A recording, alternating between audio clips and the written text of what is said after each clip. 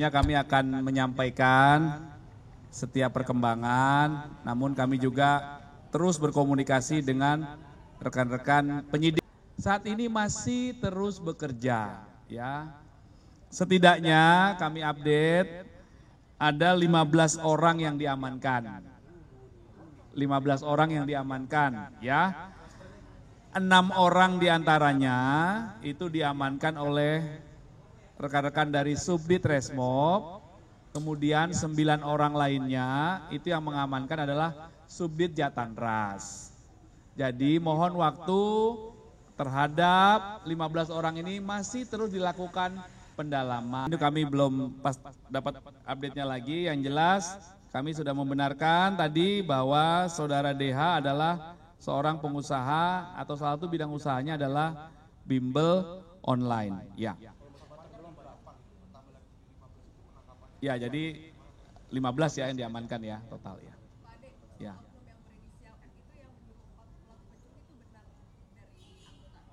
Nanti kami pastikan ya, kami belum ada info dari tim.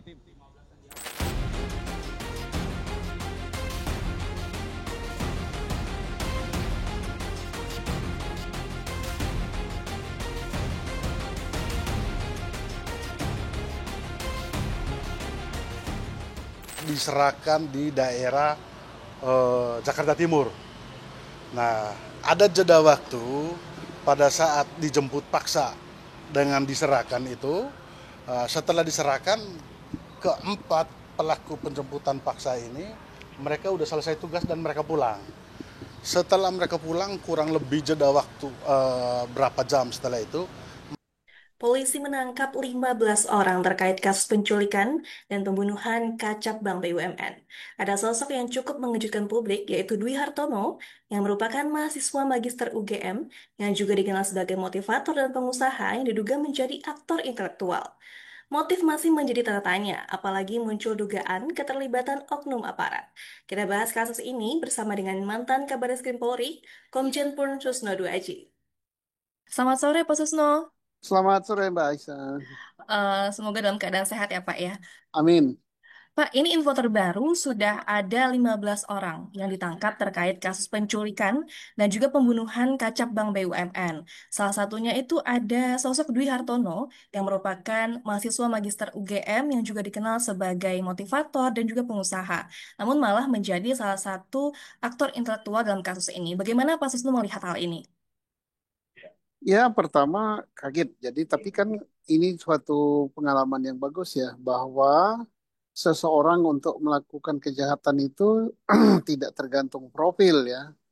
Profil atau penampilan bisa saja seorang intelektual ini kan sudah masuk apa program magister ya S3. Kemudian katanya dia termasuk crazy rich, termasuk orang yang mengadakan kegiatan pendidikan gitu kan, pendidikan online itu Betul. motivator, kemudian dia aktif di Instagram, aktif juga di kegiatan sosial, kemudian banyak teman, banyak sahabat. Ternyata melakukan perbuatan yang tidak terpuji, culik dan bunuh ya kalau benar ya, tanda petik ya. Nah, kita jangan sampai terkecoh bahwa seolah-olah kejahatan kayak gini pelakunya adalah orang-orang yang kalangan bawah, yang nggak jelas, yang nah, justru yang kalangan bawah itu yang lebih dekat kepada apa namanya kepada Tuhan gitu, mungkin moralnya lebih bagus gitu. Oke Pak, kalau ini sih salah satu yang dipertanyakan oleh publik juga Pak, itu soal motif. Kalau menurut Pak Susno, kasus penculikan dan pembunuhan kacap Bank BUMN ini, apakah murni motif kriminal atau ada unsur ekonomi atau mungkin lebih dari itu? Ada banyak motif ya praduga, tapi kan sekarang kita belum bisa nyimpulkan karena kita belum dapat penjelasan dari penyidik ya. Nah, tapi kalau hanya terka-terka saja ya, yang Hmm. jelas kalau ada orang yang mengatakan ini untuk menghapuskan hutang. Kalau menghapuskan hutang nggak mungkin gitu, karena hutang di bank itu tidak akan hapus dengan membunuh seseorang. Karena data hutang itu ada di data elektronik, ada di data apa namanya hitam putih gitu, dan tercatat sampai ke kantor pusat gitu. Mana mungkin untuk hilang kecuali Kalau misalnya, oh kantornya terbakar pun ada backup data gitu. Jadi tidak mungkin kalau untuk menghapuskan. Tapi kalau sakit hati mungkin gitu. Sakit hati nggak sebenarnya sakit hati nggak dihutangi gitu. Tapi apa iya karena nggak dihutangi aja sampai membunuh begini gitu. Nah, apalagi membunuhnya dengan cara melakukan penculikan gitu melalui suatu kegiatan yang terorganisir. Ini kan terorganisir ya, ada yang berperan sebagai penculik, ada yang berperan sebagai eh, untuk mengangkut ke lokasi eksekusi, ada yang berperan sebagai eksekutor, ada yang berperan untuk memata-matai. Nah, jadi ini artinya terlalu riskan gitu kalau hanya masalah hutang saja gitu. Dan terlalu terencana ya Pak ya? Iya, Berarti kalau menurut Pak Susno itu bukan hanya masalah hutang, tapi juga ada mungkin motif sakit hati atau yang mungkin lebih besar dari itu. ya artinya gini, saya tidak katakan bukan hanya masalah hutang. Kalau masalah hutang kok bodoh benar gitu. Mm. Tapi saya menduga ada motivasi lain gitu yang menyebabkan dia melakukan hal ini gitu. Nah, kalau orang waras pikiran ya, bukan orang tipe-tipe sumbu pendek, gampang marah gitu ya, pasti sampai membunuh orang itu ada permasalahan yang sangat besar gitu. Ya baik Pak. Eh, Kalau dari kita lihat ini juga kan tadi ada keterlibatan debt collector, terus juga ada pegawai bank dan juga ada pihak eksternal seperti penguntit. Kalau kita melihat kasus pola dan gambaran seperti kasus ini, apakah dulu Bapak pernah menangani atau mengetahui kasus yang serupa sebelumnya? Kalau serupa untuk masalah orang bank tidak ada ya, tetapi serupa bukan profesi bank korbannya itu sering gitu karena seluruh Hmm. Indonesia ya orang mengaruhkan pembunuhan kemudian dengan direncanakan pakai organisasi itu pembunuh bayaran gitu ya Mhm. nyuruh orang lain ngambil kemudian langsung dilenyapkan tapi rata-rata terbongkar gitu. Mengapa? Karena kalau model pembunuh bayaran seperti ini melibatkan banyak orang. Karena banyak orang, gampang bongkarnya. Khusus untuk kasus penculikan dan pembunuhan yang ini, betul terorganisir. Tapi terlalu besar, organisasinya terlalu banyak. Kemudian yang melakukan ini tidak profesional gitu kan. Masih bodoh gitu. Kenapa saya katakan masih bodoh profesional? Yang culiknya kan di tempat parkiran mall ya pasti di situ ramai, pasti di Terekam situ CCTV. CCTV-nya banyak. Kemudian menculiknya dia selesai pertemuan dengan teman-temannya atau rapat gitu. Nah, pasti banyak temannya, pasti bisa menjadi saksi, pasti bisa merekam. CCTV ada, temannya sendiri yang merekam kejadian itu dengan HP ada. Jadi mobilnya terekam, mereka yang menculik terekam. Nah, jadi ini kan bodoh bener gitu. Jadi jauh dari orang-orang profesional gitu yang melakukan penculikan ya. Nah, kemudian kita tidak tahu yang melakukan ini kan beda ini kan ada yang menculik, ada Ya. yang mengangkut karena kan menurut informasi itu kan serah terimanya di landasan pacu di mana gitu. Kemudian dibawa ke suatu tempat mungkin dieksekusi di sana di mana di Bekasi ya. Iya, di Bekasi, Nah, Pak. ini melibatkan banyak orang, kemudian caranya tidak profesional, ya jelas gampang sekali ngungkapnya. Bodoh ini. Pak, ini juga salah satu hal yang menarik. Itu kemarin pengacara pelaku Dwi Hartono tadi itu Ya, menyebut meminta perlindungan dari Kapolri dan Panglima TNI. Nah, bagaimana menurut Pak Susno? Apakah ini ada keterlibatan? Dia juga menyebut ada oknum aparat berinisial F. ada klaster eksekutor, ada klaster yang mengangkut, gitu. Ada membawa, ya, ada klaster yang menculik, ada klaster yang memberi perintah, ada klaster yang memberi order, gitu, terdalang, gitu ya. Nah, kalau klaster yang menculik itu kalau nggak salah berapa, 5 orang ya atau berapa itu. Nah, salah satu pengacaranya memang dia kan mau minta perlindungan, bahkan mau minta perlindungan ke LPSK sebagai justice kolaborator.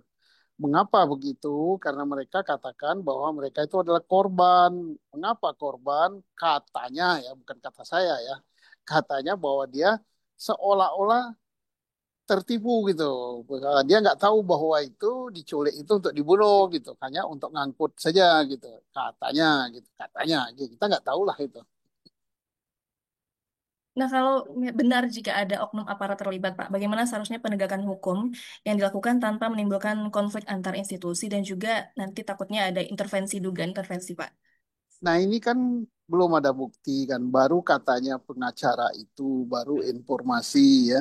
Tapi kalau seandainya ya, seandainya ada ya nggak usah khawatir karena aparat, ya entah itu aparat Polri, entah aparat TNI, itu mereka sangat anti dengan perbuatan-perbuatan yang bersifat kriminal. Pasti tidak akan dilindungi, pasti ditangkap dan koordinasi antara Polri dengan angkatan atau dengan TNI sangat bagus. Tapi kita tidak perlu membesar-besarkan itu dulu karena buktinya belum ada gitu ya. Pak, tadi Bapak juga sempat menyebut soal pembunuh bayaran. Nah, kalau misalnya dari kasus ini tuh dugaannya, atau analis dari Pak Susan sendiri bagaimana pembunuh bayaran dalam kasus kacat Bank BUMN ini? Ya jelas ada ini pembunuhan yang bersifatnya transaksional motifnya ya kalau yang menculik itu motifnya jelas apa motifnya duit gitu karena dibayar dikatakan kalau menurut pengacaranya kamu ambil orang itu gitu. Nah, kemudian setelah diambil orang itu kamu akan dibayar sekian maka dia lakukan. Setelah dia lakukan oleh kelompok 5 orang yang penculik ini di sebuah tempat parkir dari sebuah mall, kemudian diserahkan di dekat landasan terbang, landasan apa terbang di mana itu. Setelah itu 1 hari kemudian dia menerima bayaran. Konon katanya bayarannya 50 juta, tapi kenyataannya dibayar hanya 40 juta. Jadi berarti untuk klaster penculik ini motivasinya adalah ekonomi Uang. gitu, transaksional. Ya. Tapi untuk dari dalangnya sendiri kita masih belum bisa mengetahui motifnya ya, Pak ya. Nah, kalau dalangnya belum. Jadi kalau mungkin klaster penculik ya, kemudian klaster eksekutor itu motivasinya adalah duit transaksional ya ekonomi ya. Tapi kalau si apa namanya pemberi order atau dalangnya itu yang masih didalami oleh Polri.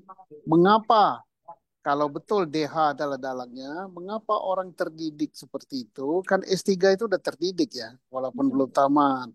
Kemudian dia orang yang cukup terkenal juga. Kemudian dari segi ekonomi bagus. Kemudian dari pergaulan Instagramnya bagus. Dan lain-lainnya di atas rata-rata. Kok melakukan hal ini? Apa gitu. Nah ini publik se-Indonesia ini bertanya, kok ada orang kayak gitu gitu. Ya, ya kita tunggu aja lah mudah-mudahan segera terungkap gitu ya, motivasinya. Kita hanya meraba-raba saja walaupun ya dalam peristiwa pembunuhan itu mengenai motif itu bukan unsur pidana. Ada atau tidak motifnya, terbukti atau tidak motifnya tetap dihukum, bahkan hukuman mati pun bisa dijatuhkan. Tetapi kalau motifnya bisa diketahui, itu sangat penting. Mengapa motif itu diupayakan diketahui? Supaya jaksanya enak, menuntut hukumannya berapa gitu. Kemudian hakimnya pun enak menjatuhkan hukuman itu menjadi pertimbangan. Kok motifnya begini sampai membunuh begini gitu. Motifnya begini kok sampai menculik begini. Nah, itu untuk menentukan berat ringan penjatuhan hukuman. Pak, ini mungkin kan pesan Bapak untuk aparat penegak hukum, pihak perbankan dan juga masyarakat yang menghadapi kasus-kasus kriminal seperti yang kompleks seperti ini, apa Pak pesannya? Ya, untuk masyarakat, untuk membantu aparat dimanapun berada, kalau menemukan peristiwa seperti ini, gunakanlah sarana yang ada, yaitu segera dipoto, segera direkam untuk membantu aparat kepolisian di dalam mengungkap kasus. Nah, kepada penyidik kepolisian yang sedang menangani kasus ini, kita berharap agar benar-benar mereka ini dikenakan pasal yang setimpal. Nah, apa yang setimpal? Karena jelas peristiwa ini adalah berencana. Jadi karena berencana pembunuhan yang direncanakan. Mengapa?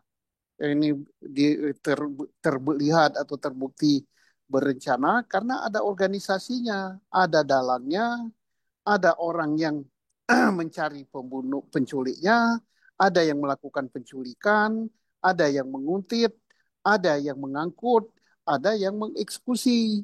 Nah, ini jelas terorganisir dan direncanakan. Jadi tidak, oh ini membunuh ini bukan karena seketika langsung membunuh, tidak ada waktu untuk berpikir. Tapi ini kan cukup panjang waktu untuk dia berpikir, berjam-jam, berhari-hari bahwa dia ini akan melakukan apa tidak. Jadi jelas untuk otaknya itu jelas ini pembunuhan direncanakan. Karena pembunuhan direncanakan itu, pembunuhan berencana ancaman hukumannya sangat berat, yaitu maksimal hukuman mati. Nah, terapkan itu. Nah, tapi untuk yang lain bagaimana? Ya sesuai dengan tingkat kesalahannya. Ya jelas, tapi ini jelas penculikan dan pembunuhan. Yang lain sesuai dengan perannya yang terungkap di penyidikan dan terungkap di persidangan apa perannya sehingga hakim menjatuhkan hukuman sesuai dengan peran masing-masing. Ya, Pak. Jadi jelas ini merupakan bentuk kasus pembunuhan berencana dan semoga kasusnya bisa terbuka terang, para pelaku mendapatkan hukuman yang setimpal sesuai pasalnya. Terima kasih Pak Susno sudah berbincang bersama kita di Kompas TV. Sehat selalu, sampai Amin. jumpa. Amin. Terima kasih, Mbak. Terima kasih, Pak.